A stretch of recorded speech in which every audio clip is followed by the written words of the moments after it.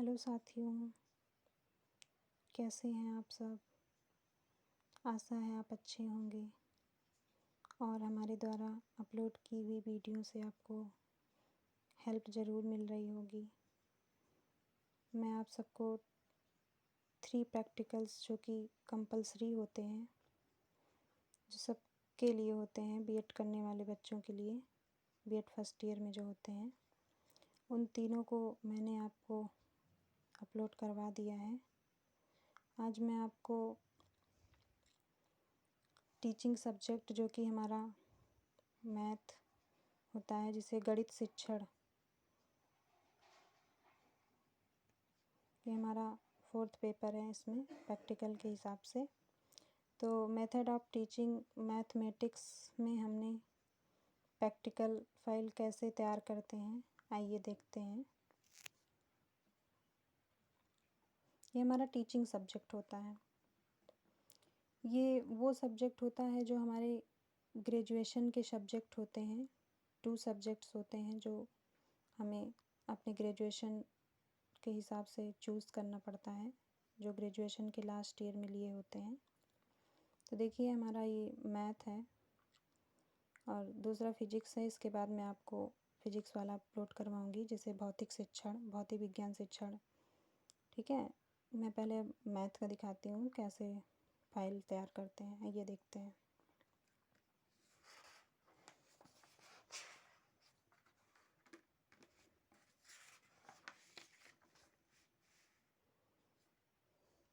देखिए इसमें क्या होता है कि टीचिंग करते समय हमें क्या पहले से प्रिपरेशन रखनी चाहिए, किन बातों का आवश्यक ध्यान रखना चाहिए।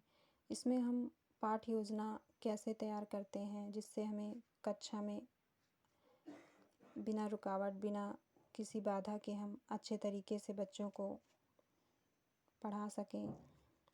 इसके लिए हमें पहले से पाठ योजना बनानी पड़ती है और हमें स्किल्स, जैसे कि हमें बच्चों के सामने कैसे किसी भी चीज़ को कैसे प्रस्तुत करना है, किस प्रकार से एग्जाम्पल देना है, कैसे हमें श्यामपट्ट पे कैसे लिखना है, ब्लैक बोर्ड का कैसे यूज़ करना है, इन सब बातों का ध्यान रखना चाहिए। और पाठ योजना पहले से बनाना चाहिए। ये कार्य जो है शिक्षक या शिक्षिका जो है कक्षा में जाने से पहले ही कर लेती हैं, जिससे उनको कक्षा में जो है किसी भी लेसन को पढ़ाने में आसानी होती है। आइए देखते हैं, मैंने इसमें कुछ पाठ योजनाएं बनाई हैं।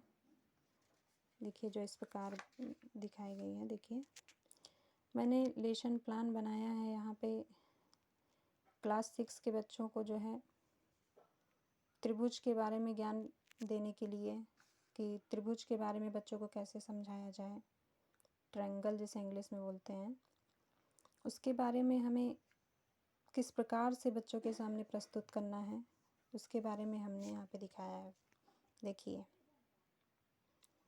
प्रकरण कौन सा है, हमारा त्रिभुज।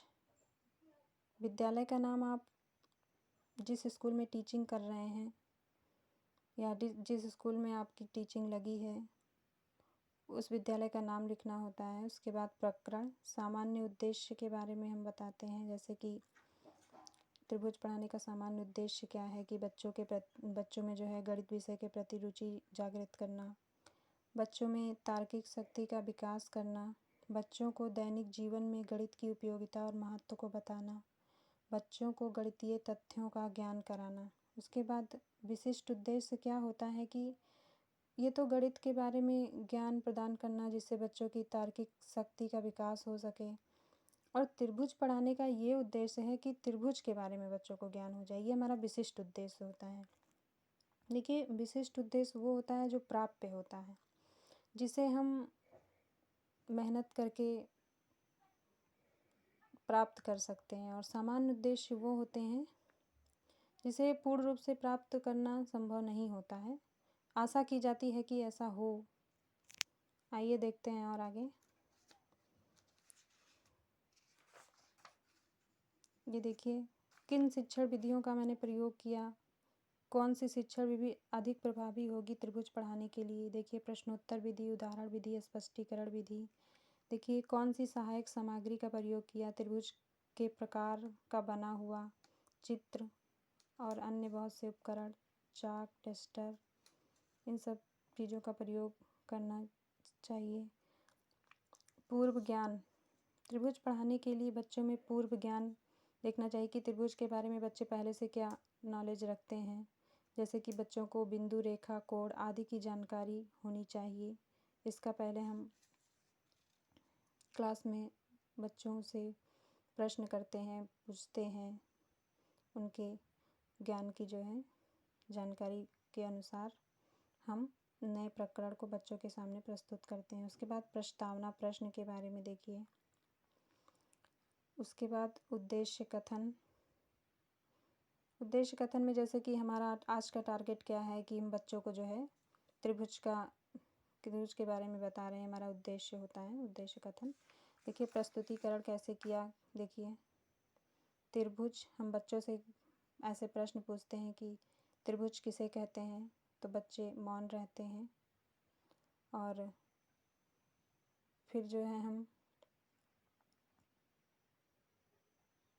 त्रिभुज के तीनों कोणों का योगफल कितना होता है पूछते हैं, तो बच्चे मौन रहते हैं। देन हम बच्चों को डिस्क्राइब करते हैं, स्पष्टीकरण करते हैं, जिसे बोलते हैं तीन भुजाओं से घिरी आकृति को त्रिभुज कहते हैं। त्रिभुज में 3 भुजाएं तथा 3 कोण होते हैं। बच्चे ध्यान से सुनते हैं। उसी प्रकार से हम त्रिभुज के प्रकार के बारे में बच्चे से प्रश्न करते हैं। देन बच्चे मौन रहते हैं, उसका स्पष्टीकरण करते हैं कि त्रिभुज जो है 2 आधार पर बांटा गया है। भुजाओं के आधार पर समबाहु त्रिभुज, विषमबाहु त्रिभुज, समद्विबाहु त्रिभुज होता है। और कोण के आधार पर न्यून कोण त्रिभुज, समकोण त्रिभुज, अधिक कोण त्रिभुज होता है। ठीक है। और समबाहु त्रिभुज के बारे में फिर बच्चों से प्रश्न करते हैं। विषमबाहु त्रिभुज के बारे में बच्चों से प्रश्न करते हैं। समद्विबाहु त्रिभुज के बारे में बच्चों से प्रश्न करते हैं। देन हम बच्चों को जो है उसके बारे में स्पष्टीकरण करते हैं, उसके बारे में हम बच्चों को ज्ञान प्रदान करते हैं।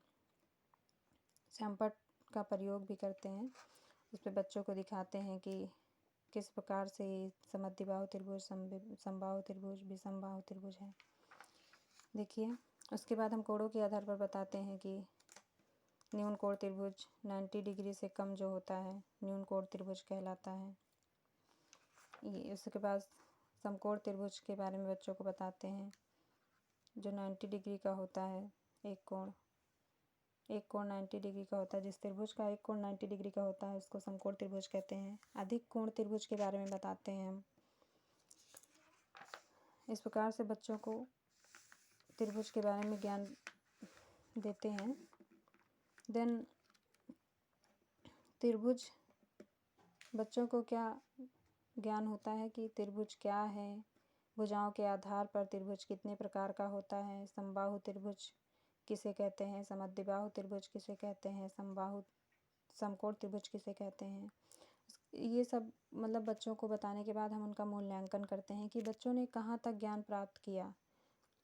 फिर उसके बाद अध्यापक का कार्य, अध्यापिका का कार्य ये होता है कि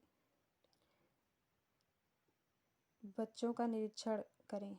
बच्चे जब सैंपट पर लिखी हुई, बताई हुई चीज़ों का जो है अपने कॉपी में उसको उतार रहे होते हैं, देन उनका बीच बीच में निरीक्षण करते रहना चाहिए कि बच्चे सही कर रहे हैं या नहीं। उसके बाद गृह कार्य की व्यवस्था, मतलब गृह कार्य देना चाहिए, जिससे बच्चों को जो है इसके बारे में पूरा नॉलेज हो जाए।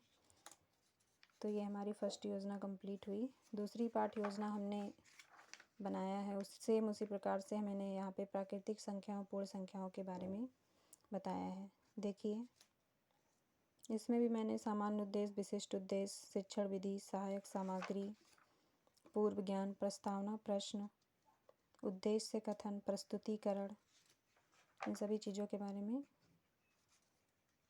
दिखाया है। ऐसे ही बच्चों को जो है पढ़ाने से जो है बच्चे आसानी से सीखते हैं और क्लास में अनुशासन भी बना रहता है। ये देखिए पुनर्बलन कौशल इसमें क्या होता है कि ये सारी चीज़ें बच्चों को बताने के बाद हमें जो है बच्चों का बीच बीच में उनका उत्साह बढ़ाते रहना चाहिए, जिससे बच्चे जो है गणित के प्रति उत्साहित रहें और अधिक अच्छा करने का और अधिक ज्ञान प्राप्त करने के लिए जो है प्रोत्साहित रहें।